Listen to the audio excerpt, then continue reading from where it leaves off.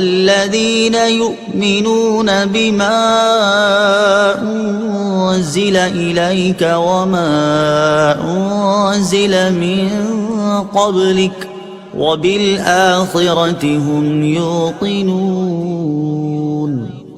ترجمہ: اور وہ ایمان لاتے ہیں اس پر جو تمہاری طرف نازل کیا اور جو تم سے پہلے نازل کیا گیا، اور وہ آخرت پر یقین رکھتے ہیں۔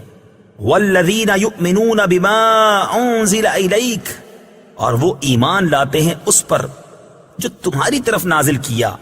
تفسیر صراط الجنان میں ہے، اس آیت میں اہل کتاب کے وہ مومنین مراد ہیں جو اپنی کتاب پر اور تمام پچھلی آسمانی کتابوں پر اور انبیاء علیہم السلام پر نازل ہونے والی وحیوں پر ایمان لائے اور قرآن پاک پر بھی ایمان لائے۔ اس آیت میں ما انزل الیک سے تمام قرآن پاک اور پوری شریعت مراد ہے۔ اللہ تعالیٰ کی کتابوں وغیرہ پر ایمان لانے کا شرعی حکم۔ یاد رکھیں کہ جس طرح قرآن پاک پر ایمان لانا ہر مکلف پر فرض ہے، اسی طرح پہلی کتابوں پر ایمان لانا بھی ضروری ہے جو گزشتہ انبیاء کرام علیہم السلام پر نازل ہوئیں۔ البتہ ان کے جو احکام ہماری شریعت میں منسوخ ہو گئے ان پر عمل درست نہیں، مگر پھر بھی ایمان ضروری ہے۔ مثلا پچھلی کئی شریعتوں میں بیت المقدس قبلہ تھا، لہٰذا اس پر ایمان لانا تو ہمارے لیے ضروری ہے، مگر عمل یعنی نماز میں بیت المقدس کی طرف منہ کرنا جائز نہیں، یہ حکم منسوخ ہو چکا۔ نیز یہ بھی یاد رکھیں کہ قرآن کریم سے پہلے جو کچھ اللہ تعالیٰ نے اپنے انبیاء علیہم السلام پر نازل فرمایا ان سب پر اجمالاً ایمان لانا فرض عین ہے، یعنی یہ اعتقاد رکھا جائے کہ اللہ تعالیٰ نے گزشتہ انبیاء علیہم السلام پر کتابیں نازل فرمائیں اور ان میں جو کچھ بیان فرمایا سب حق ہے۔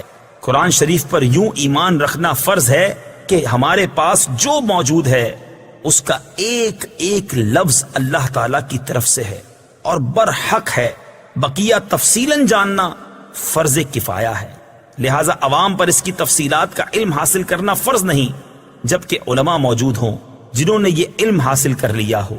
وَبِالْآخِرَةِ هُمْ يُوقِنُونَ، اور وہ آخرت پر یقین رکھتے ہیں۔ تفسیر صراط الجنان میں ہے، یعنی متقی لوگ قیامت پر اور جو کچھ اس میں جزا و حساب وغیرہ ہے سب پر ایسا یقین رکھتے ہیں کہ اس میں انہیں ذرا بھی شک و شبہ نہیں ہے۔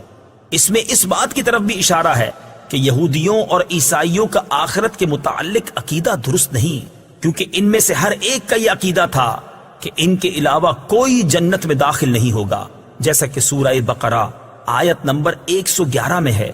اور خصوصاً یہودیوں کا عقیدہ تھا کہ ہم اگر جہنم میں گئے تو چند دن کے لیے ہی جائیں گے، اس کے بعد سیدھے جنت میں، جیسا کہ سورہ بقرہ آیت نمبر 80 میں ہے۔ اس طرح کے فاسد اور من گھڑت خیالات جب ذہن میں جم جاتے ہیں تو پھر ان کی اصلاح بہت مشکل ہوتی ہے۔